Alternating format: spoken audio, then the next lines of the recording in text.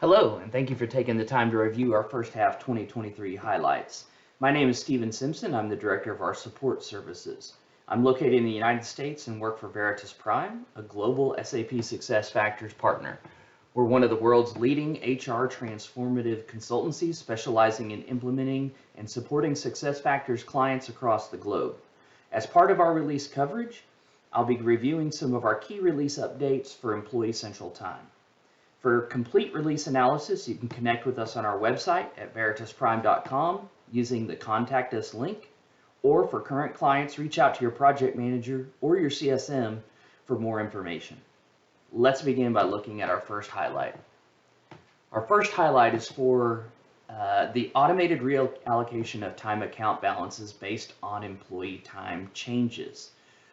What this means is that it's now possible to trigger a recalculation of time account balance associated with a particular absence type according to the defined posting order. This can be used to recalculate time balances in a more effective way in scenarios where future leave records may already be present. So future leave is already in the system and employees taking PTO. This can be used to recalculate those balances automatically.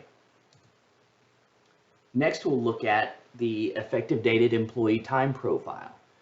This allows users to make effective dated changes to the time profile object to be able to add or remove time types on a certain date. Previously, this was not effective dated, so you would not be able to see changes except for the most recent change.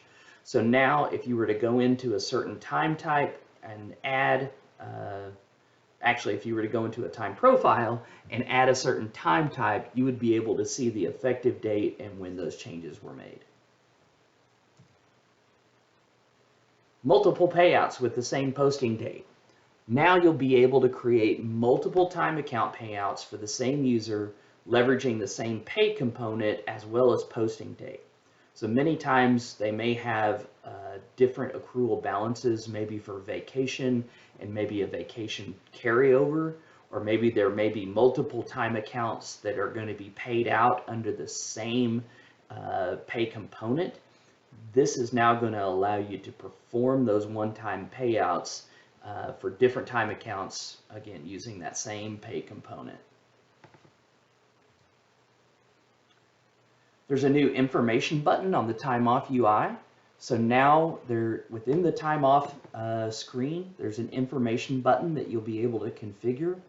This can display country or region specific leave policies. You can also add a link to your time policies or other documents within that information link for time off. Again, reach out to your CSM or your support person to see how you can help get this configured in your system. Generation of employee time calendar entries for daily absence reporting. What you'll be able to do here is on the time calendar, you can automatically generate for leave of absence or undetermined end date absences.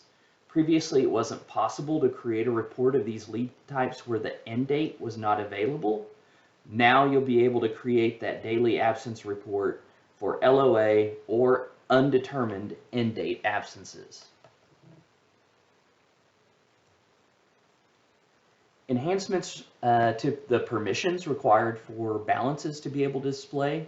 So the update here is that in role-based permissions, previously the permission was just access to the time account. Now there's an additional permission that's been added for the time type. So now certain time types are supposed to be hidden, or you only want certain users to see those time types. You can now permission each of those separately within RBP. Changes to the holiday calendar. There's another field called Holiday Planned Working Time Determination that's been introduced, which is going to help determine if the holiday is a full holiday, a partial holiday, or a normal working day. This will help with calculation of overtime and wages in a much easier fashion.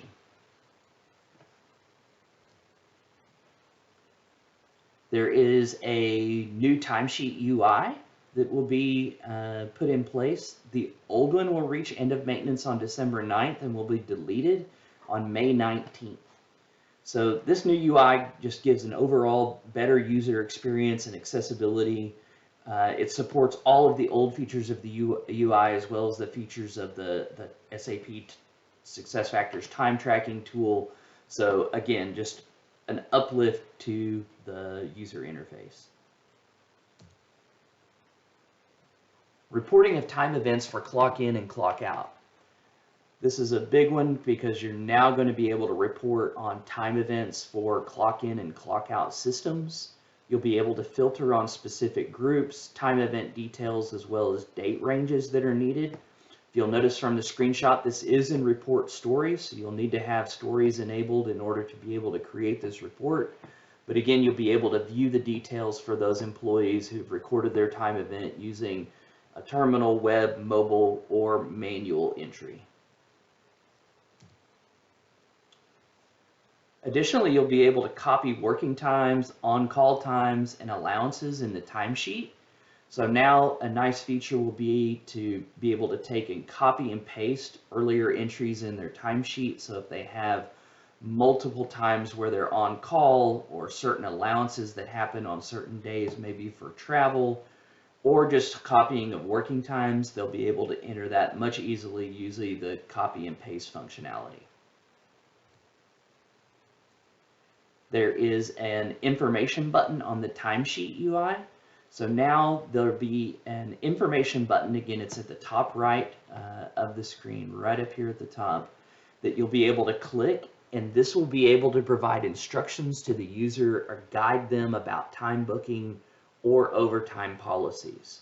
Again, you'll be able to put information into that. It is going to be configurable, so please contact your support or CSM person to help you get access and make updates to this if needed. Those are all our key highlights. We appreciate it. As always, you can find out more information at veritasprime.com or reach out to your contact. We're happy to help. Thanks and have a great day.